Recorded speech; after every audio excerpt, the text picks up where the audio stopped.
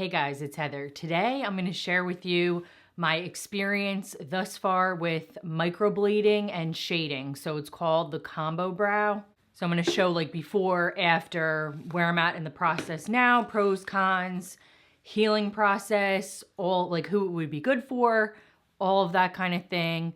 So I had it first done on like the first week of October, and then I just had my touch-up session done 3 days ago. So it's a good amount of time in between each session. So I figured now would be a good point to film at least the first part of this video, since I know there's been some interest around it and a lot of questions. I want to share all of my thoughts. So basically the microblading was done in, I'm gonna have to get a mirror here.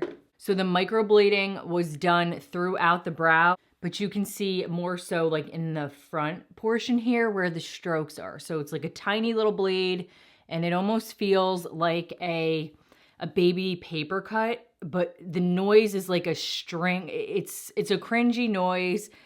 I don't love that part. I wouldn't say as far as like pain-wise that it was like crazy painful, because the salon I went to, she's fantastic. I'll talk about it more in a little bit, but she used like a numbing cream first. So put a numbing cream on with some like cellophane plastic wrap over for a good amount of time while we're talking and kind of going through things, filling out paperwork. So then by the time it was time to do like the micro shading, which is like a micro tattoo. So it just goes, from what I understand, through the first portion of the skin, and it's not very deep. I think it's 5 tiny little microscopic needles, and it does like all the shading of the brow. So that's why it's a combo brow. It's a combination of microblading and shading, which is totally the look that I was going for. Now keep in mind, if you see my eyebrows right now, they are very dark. It's very harsh still. I will show you some pictures from after my first session.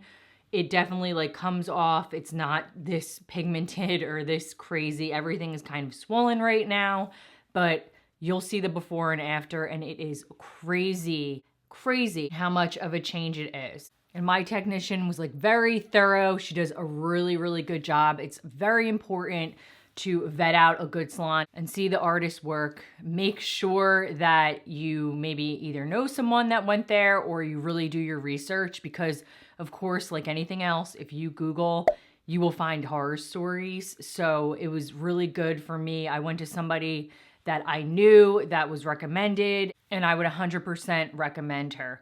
And also pricing. Don't pick a salon or an artist based on pricing. So someone might charge like $200, but the work, depending on where you live. I'm in New Jersey, so it's a little bit more expensive, this area. I'm not sure what it would be in other states, but I find that I'm seeing most of the pricing anywhere between like $300 to $400, anywhere up to like, if you're in like New York City or somewhere, it could be more like $1,500. So I would say I paid more in between the $500 to $1,000 range. But again, make sure you're vetting out the artist and you're seeing their work and all of that. I wouldn't just go into it blind, like 100% know what you're getting into. And there's all different options. You could just get microblading, you could get all shading. It's really all preference. And your artist should be able to recommend to you based on your brow what would be best for you. So let's talk about before care. It was really simple, minus the no caffeine part. Now, I think the caffeine maybe causes some swelling and some more bleeding. Like with anything else, it could be more prominent in some than, others. For me, I did drink caffeine for my touch-up. I noticed no difference at all. So no difference with like the amount of lymph or bleeding or so far with the recovery, no difference. Another thing, blood thinners. Anything that's gonna thin your blood is a no-no before getting it done, because it is cuts. They are making cuts, small little cuts in your brow. And of course, you don't want anything that's gonna cause you to bleed more or swell more. So the before care for me was no caffeine, no blood thinners, which is, I feel like, pretty standard for most procedures. Another big thing is no retinol, nothing that is gonna cause like skin cell turnover 2 weeks before doing your first application, and also doing your post touch-up, because that will really mess with your healing process and everything. So none of that before, and then none of that for I want to say for like 4 weeks following treatment, and the same with like excessive sun exposure, that kind of stuff. Yeah, so also no facials, no Botox, chemical treatments, microdermabrasion, anything like that before, and then I think for like 4 weeks after. And also no plucking, no tweezing, no nothing to remove the hair for 2 weeks prior. So my brows were looking very crazy because I have like little hairs everywhere. But that's just so they can really see your brows, see the shape, let them grow in a little bit so that they can really get the best picture of what there is to work with. So let's talk a little bit about the process and what you can expect. Again, at the salon I went to with the artist, she put the numbing cream on, we filled out the form, sat and talked through everything, then I laid down. There was a lot of measuring going on. Again, they're professionals and everything, they want it perfect and they want to make sure that your brow is suited to you. You can also show pictures. So like if you typically draw in your brows, which I do, that was really important to me to say, hey, listen, like this is how I like them to look, especially when you're going in there and you have no makeup on. It's kind of hard to see like what you like. So I was able to show pictures and kind of show, okay, this is how I normally do my brows. This is the look that I want to go for, because at the end of the day, it's going to save you time. It's going to save you money. And you just wake up in the morning, your brows are good to go. You can pop a lip gloss on or some mascara and be out the door. For me, I feel like having to sit there and do my brows, it became tedious. And for me, this is such a time saver to be able to just wake up and do very minimal to my brows. Maybe just put a brow gel in or a little pencil here or there, but I'm not having to like go through and do them and spend a lot of time. So for me, it's totally worth it if you feel the same way I do about that. So you may notice right now I do have makeup on, but I really avoided the whole area around the brow because I don't want to get any makeup into the brow while it's healing. And we'll talk about that more through like what you can expect in the healing process and that kind of thing. So the whole process, I want to say, was about 3 hours from start to finish. So it's really tedious. They have to make all little tiny, tiny, tiny cuts. You want it to look very natural, like actual natural hair strokes. So if you want something to look very natural and get a good result, it is going to take time. And if there's a salon that says they'll do it in an hour, I would be very hesitant to go to that salon because just going through the process and knowing what it entails, I don't feel like that's realistic. So after she did the first pass on my brow, going through with the little needle to do all the little shading, and then going through with the microblading and doing all the strokes and then filling it in with the pigment, it started to feel like a little burny, I would say. Almost like if you were to get like a bruise and a sunburn at the same time. That's how I would describe it to feel. Like it's very, like it's irritated, if that makes sense. So they do the one brow, go into the other brow, and then after they do the first pass, more numbing cream went on, which made it very comfortable to finish through the process, because once that skin's open and then you go in and you're, beating on it again, it's not going to be comfortable. So I found that using the numbing cream over it again, it was very comfortable. It wasn't painful at all. Just like you could feel your brows were like burning and bruised, if that makes sense. Like something was irritated, but nothing crazy. Like I'm not bruised at all. I wasn't bleeding crazy. Just to give you like some sort of a sensation as to what it felt like for me. The shade that I have is Midnight Sun with a couple drops of something else to like warm it up, because my hair is very dark. But I think the Midnight Sun would have been like a little too cool or come across as maybe too gray or ashy. So she added in a little bit of warmth to make sure once my brows are healed that it's a very nice color. I wanted something that wasn't too warm and wasn't too cool. Matches more my hair color and the way that I like to do my brows. So she knew exactly what shades to do. Again, that's like super important. You want to go to an artist that knows what they're doing. You don't want to just trust anyone and you walk out and your brows are like a reddish, dark warm color and your hair is dark like mine and it's not what you wanted. So after you're all done, I sat up and I was able to look at them. Okay, what are you thinking? Do you like it? Do you want me to tweak something here or there? Trying to perfect it or get them to look like, you know, as sisters as much as possible to make sure it's the result you wanted. And then after that was done, I was given my soap and my healing ointment, and the artist that I go to, it is not a dry healing process. You do use a soap, cleanse your brows, and then you also use an ointment on day 3. And I'll show you exactly how I do that. I filmed myself doing it, so I'll put it in a little bit here. So on the way home, I was instructed to use a sterile blotting towel and kind of press on my brows every couple of minutes. And that was just to catch like the lymph. So like the drainage fluid that was coming out, not necessarily blood, but like lymph drainage, which there wasn't a lot of. So like every couple of minutes as I was driving home, I just kind of blotted it because you don't want that drying and crusting on your brow. Again, that's going to interfere with the healing process and the way that the pigment is going to retain into your skin. So you want to keep your brows nice and dry. You don't ever want them to be wet unless you're cleansing, and then you quickly towel them off. And that's the same thing for the shower. So let's get into like the aftercare and what to expect there. So it is a 10-day steps healing process. My artist gives me a card with each day and instructions on what to do that day. It's super simple. I even just keep my little card here right next to my sink, and then each day I go through and I check off to make sure that I am taking care of my brows. Now, I will say during the first initial visit, I followed before and after care instructions to the T, like as much as I could. And I feel like that did really help with my result. So I'm planning to do that again, minus I did have caffeine before the last one, and it's just because I forgot. But I only had like one small cup of coffee. So the only thing I did the first day of treatment was just blot my brows. That's it. No cleaning of them, no nothing.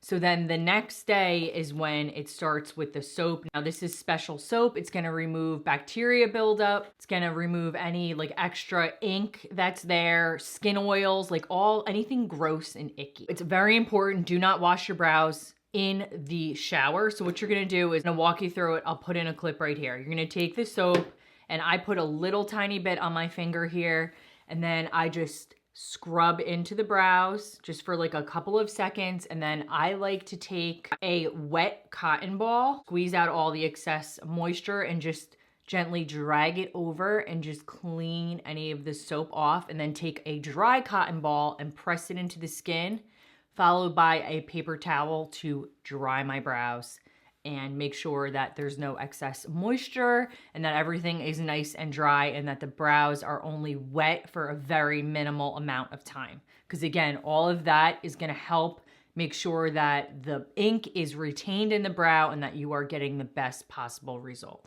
You don't want to take a really hot, steamy shower. Nothing where moisture is going to be in the skin and causing like any of that ink to possibly leak out. You want it to retain. The same goes for exercising. Unfortunately, you're not going to be able to get like a good sweat going for 10 days because when you're sweating, what you're excreting will actually push the ink out, and that your body is not going to retain it during the healing process, if that makes sense. So I didn't do any exercising during the first 10 days after my initial session and appointment. But I will say that this time I am going to do some walking. I am going to do some light yoga just because it's good for my mental health and it makes me feel better. I need to be moving, but I'm not going to push myself to the point where I'm breaking a sweat. It takes me a lot to sweat personally. So, I mean, I'll just say, make sure you're not breaking a sweat. I don't want to sit here and say, yeah, don't work out for 10 days.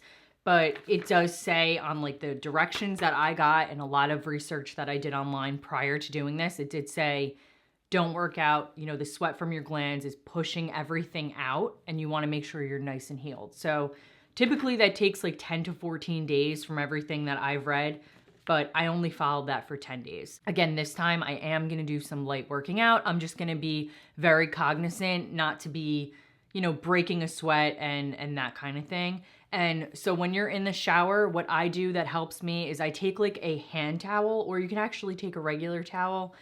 take your shower, but wash your hair last. So like soap your body, make sure not to get your eyebrows wet at all. If you feel like it's getting steamy, or if you by accidentally got, you know, water on them, just take a dry towel and quickly blot it off. Wash your body first again, so then that way your hair is dry. And when you're bending over, it's not like dripping down your face. So that's what I did, which is what my artist told me to do. And then I typically wash my hair every other day. So when you're washing your hair, just put a towel like over. What I did, I just like literally put the towel over my head and like, you know, washed my hair because I didn't want anything dripping down my face. I really wanted to follow the directions as best as I could, because here you are spending a lot of money, a lot of time. So why not do it right the first time and make sure you're getting the best result, you know, you can. I know that maybe some people, the ink just, it doesn't work for. I did read and see that too. For me, I've had a good result. So again, this is just my opinion and my advice. And when you start scabbing, I think the first go round, I started scabbing day 5 and it was like nothing crazy, but you could definitely feel that there were scabs in certain areas. I'll insert some pictures. There was like very dark patches and it does get a little bit itchy. Mine was very itchy. And I did look forward to when I could wash them and put a little bit of the cream on, because that helped a ton. But it was very tempting to want to pull the scabs off. And it took me like everything not to do that, because when you're pulling the scabs off, you're going to pull the ink off. You want them to naturally fall off so that it falls around the hair follicle and it's not pulling any excess pigment. So it's very difficult to do, but I tried the best that I could not to pick at it. And you don't want the scabs to get wet or stay wet. Like when you start scabbing and you're cleansing them, you don't want them to stay wet for more than, I think it's like 10 seconds, because then the scabs can get soggy. Because once something, you know, gets wet and soggy, it's gonna naturally swell, and then that's gonna affect the pigment retention for the skin around your brows. So for the first 2 days, it's just the cleaning, the light cleansing of the brows. Just a quick tip, when I did wash my face, I did just kind of go like this around it and quickly take a towel. And then to wash my forehead, I did the same thing. I just really went around the brow area and made sure that nothing was dripping into my eyes or dripping down my brows. So to wear makeup, very challenging. Typically I don't, but because I'm filming, I wanted to put some makeup on, and just for like Thanksgiving and whatever. But what you want to do is just clean around the area, and you don't want to get any makeup in your brow with a Q-tip. So I like to use like a little Pond's cold cream and clean my eye makeup off, and then use a cotton ball and a Q-tip just so you can kind of get in there and get around it and make sure it's nice and clean.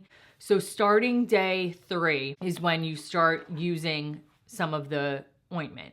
This is specifically for microblading and micropigmentation. Day 3 through 10, you do this twice a day, like a tiny bit, like a little rice amount.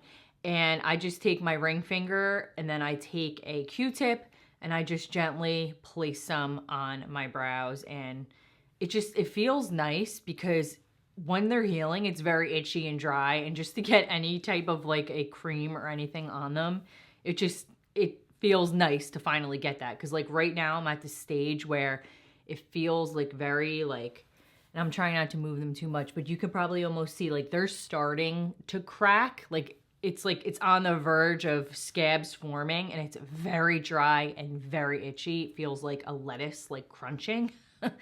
And just to use this cream is really nice. So what you want to do before you use that is you cleanse the brows, and then you want to wait at least 15 minutes. Make sure that there's no moisture, nothing is getting locked in there. And then you go in with the ointment and put it on. And another thing that she mentioned that's important is to not use too much ointment, because you don't want to over apply and suffocate the skin, because that will mess with your healing process as well. So that's from 3 to 10 days. I think all of my scabs were gone by like day 9 or 10. It was good to go. If you're still scabbing thereafter, you'd want to just continue to cleanse them and put a tiny bit of ointment on until all of the scabs fall off. Again, everybody's different. So you could start scabbing on day 2 or 3, where I could start scabbing on day 5 or 6. So everybody's healing process is going to be different. So I think that's why they have like 10 to 14 days. Then after your first appointment, I want to say it's like at least 6 weeks, at least, in between your initial session and your touch-up. That's what mine was, at least. It was a little bit more than 6 weeks. Let's talk pros and cons. Okay, so the pros are you're saving money on your brow products. You're not having to extensively go in and do your brows. You're waking up, your brows are good to go. If you have very sparse brows, if you have no brows, they can give you brows. So it's obviously a great pro there. So time saving and money saving. And again, obviously a confidence boost when you wake up and your brows are like nice and good to go. At least that's for me. I just like to wake up and have my brows good. So let's talk some of the cons. It's an investment, so it's expensive, and you have to be committed. So you have to be committed going into it, and you have to be committed going out of it, and you have to follow the protocol in order to get the result. The first 10 days are gonna be scary. So I'm on day 3, and it's looking like very dark and very thick, a little bit swollen. Day 1, it's like, oh, it's done, it's fresh. But when you wake up the next day, they get darker, they get darker. Day 5 to 9, they start crusting, they're peeling, it's looking darker in areas, it's looking lighter in areas. You're like, what did I do? But you have to, as they say, like trust the process and work through it. So no picking, no nothing, because you have to give the pigment a chance to do what it's supposed to do. So if you can just kind of bear through the first, 10 days, you'll really like the result, especially after it scabs off. You kind of feel like, okay, like right now it's like they're kind of dark. I mean, it's not crazy dark, but they're bold. And once everything kind of falls off, you're like, oh, where did they go? Like, I want them darker. I want them how they looked when you first did them, kind of thing. So then, like a few weeks after, you notice that they start looking and taking shape again, but it's like a little bit patchy. And then by that time, you start to like them a little bit more, and you can kind of see like, all right, well, I want to add this, or could we go darker, or could we make them a bit thicker? Could we fix the tail a little bit? Could you add a couple strokes in here? So all of that is done at the touch-up, and that's where I was at. So there was a little bit of tweaking that I wanted to do. For instance, I wanted them to come in a little bit closer, added a couple more strokes in the front, and then thicken it up just a little bit. I did like the color. I didn't want to go any darker. So if you can push through and follow the directions and stick it out for, 6 to 10 weeks to get a good result, I think that it's worth it. Again, do your research. Find an artist that you've seen their work and you trust and you have references, and make sure that it's something you definitely want to do. I had been thinking about doing this for probably a couple of years, and it took a couple of people that I knew and that I saw their result for me to like pull the trigger and do it for myself. But it is something that I did want to do. And also, they can last anywhere from like 1 to 3 years. So I think just all depending on your body, your healing, the way you're treating your skin. And then another thing, when you do your makeup, like if you put concealer over it or you get some foundation over it, it's gonna really dull it down and make it look ashy. So I always, if I by accidentally do get some on, I'll take like a Q-tip and kind of go over, because then you can't see like all the little strokes and the details, and the ink color just doesn't look right when you're putting foundation or concealer or powder over it. So I like to just use a little bit of like a brow pencil just in like certain areas where maybe like fix up the tail or like fix up right under here. And then I like to just use a brow gel, and I think that's more than enough. And also something that will prolong the pigment is to use a sunscreen, which is pretty obvious, on your brows in the summer, and that will really help to prolong it. I will probably wait like another, 6 months and do a follow-up video to this, just so we can do it in real time and I can show you my results like as they're going, and then I'll be able to make like a long-term decision. So even if it lasted a year like this, I'd be very happy, because it's saving me a lot of time. Not to mention like how much pencils cost and all that. For me, the big thing was the time. If I could save a lot of time, time is money to me. So, well, to everyone, pretty much, time is money. So that was my big thing. I am in New Jersey. If you are in my area, I went to Inked Arch. They are in Bayville. I saw Dana. I will link everything down below with her website and all of her contact information. I would 100% recommend her for sure. And I hope this video helped you guys. I'll post another video here with my experience with at-home laser or IPL hair removal. Another thing that I think works. I would 100% do again. So I'll see you guys next week. Bye guys.